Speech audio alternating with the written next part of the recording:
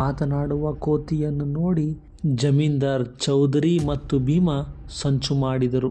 ಮಾತನಾಡುವ ಕೋತಿಯನ್ನು ನಾವು ವಶಪಡಿಸಿಕೊಳ್ಳಬೇಕು, ಇದರಿಂದ ನಮಗೆ ತುಂಬ ಲಾಭ ಎಂದರು. ಆ ಕೋತಿಯಲ್ಲಿರುವ ಶಕ್ತಿಯನ್ನು ನಾವು ಬಳಸಿಕೊಂಡು ಹೆಚ್ಚು ಶ್ರೀಮಂತರಾಗಬೇಕು.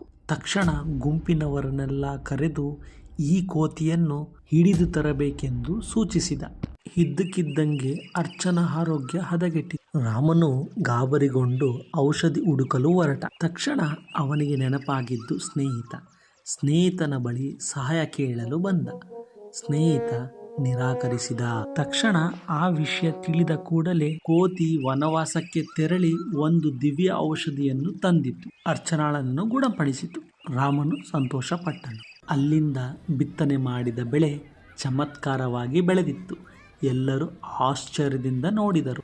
ಆಕಸ್ಮಿಕವಾಗಿ ಭೀಮ ರಾಮನ ಮೇಲೆ ಬಾಣ ಎಸೆದನು. ಆದರೆ ಕೋತಿ ಬಲಿದಾನವನ್ನು ನೀಡಿ ರಾಮನನ್ನು ಉಳಿಸಿತು. ಊರಿನ ಮುಖ್ಯಸ್ಥರು ಬಂದು ಚೌಧರಿ ಮತ್ತು ಭೀಮನನ್ನು ಶಿಕ್ಷೆಗೆ ಒಳಪಡಿಸಿದರು. ರಾಮನ ಗೆಲುವಿಗಾಗಿ ಒಂದು ಸೊಸಿ ನೆಟ್ಟನು. ಅದು ನಿಜವಾದ ಸ್ನೇಹಿತನ ಪ್ರೀತಿಯಾಯಿತು. ಅದಕ್ಕೆ ಪ್ರತಿದಿನ ಗೊಬ್ಬರ ನೀರು ಹಾಕಿ ಅದೇ ಸೊಸಿ ಈಗ ದೊಡ್ಡ ಮರವಾಗಿ ಬೆಳೆದಿದೆ. ಆದರೆ ನೆರಳಲ್ಲಿ ಹಲವಾರು ಪಕ್ಷಿಗಳು ನೆನಪಿನ ರೂಪವಾಗಿ ಬದಲಾಗಿವೆ. Thank you for watching GBSH smart media. Like ಮಾಡಿ, ಶೇರ್ ಮಾಡಿ, ಸಬ್ಸ್ಕ್ರೈಬ್ ಮಾಡಿ.